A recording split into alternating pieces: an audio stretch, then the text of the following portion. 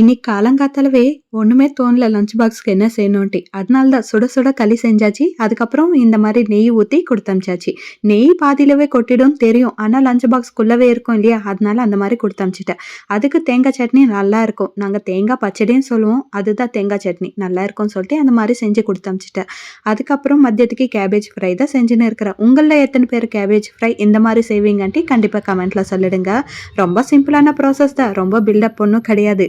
சாம்பாருக்கு cabbage fry நல்லா இருக்கும்னு சொல்லிட்டு செஞ்சுன்னு இருக்கிறேன். எண்ணெய் ஊத்தி கடுகு, உளுத்தம் பருப்பு, கடலை பருப்பு எல்லாம் சேர்த்தாச்சு. அதுக்கப்புறம் கொஞ்சம் பெருங்காயம் சேர்த்தாச்சு. ஆனியன், கருவேப்பிலையும் சேர்த்தாச்சு. கொஞ்சமா மஞ்சள்தூள் தேவையான அளவுக்கு உப்பு சேர்த்துட்டு ஆனியன்ஸ் ஃப்ரை ஆன பிறகு குட்டி குட்டியா கட் பண்ணி வச்சிருக்கிற கேபேஜ் கூட சேர்த்துட்டு நல்லா ஃப்ரை பண்ணிக்கணும். எண்ணெயிலவே நல்லா வெந்துடும். அதனால மூடி வச்சு 2 நிமிஷம் குக் பண்ணிக்கினா போதுமா இருக்கும். அதுக்கப்புறம் சில்லி ஃபிளேக்ஸ் சேர்த்துக்கிட்டு அதுவும் 2 நிமிஷம் ஃப்ரை பண்ண பிறகு வறுத்தி பவுடர் பண்ணி வச்சிருக்கிற வேர்க்கடலை பவுடர் சேர்த்துக்கிட்டு மிக்ஸ் பண்ணிக்கணும். அவ்வளவுதான். இருந்தா கொத்தமல்லி சேர்த்துக்கலாம். நல்லா இருக்கும்.